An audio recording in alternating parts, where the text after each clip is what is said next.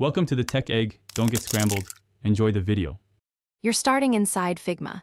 Sign in with the account that actually pays for the plan. Once signed in, open the account menu and go straight to Settings, then Billing, or, for team plans, Team Settings right arrow Billing. You need owner or admin privileges to see cancellation options, so confirm permissions now. If you're in the right place, locate the active subscription line and prepare to select the cancel or downgrade link. This is the first actionable step to stop charges. Now choose whether to cancel entirely or downgrade to Figma's free tier. Each path alters file access and billing. Once you pick Cancel, Figma will prompt for a reason and may ask you to confirm via password. Complete those steps.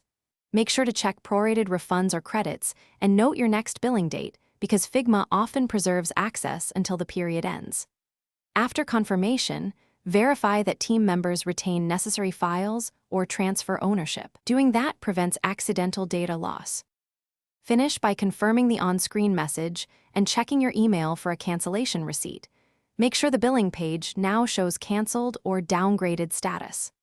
Once done, export or transfer file ownership if you anticipate losing access at period end, and remind collaborators of any access changes.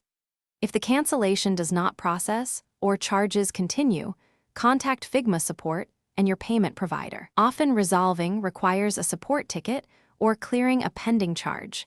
That single troubleshooting step fixes most remaining issues. Thanks for watching. Consider subscribing if I helped unscramble your problems.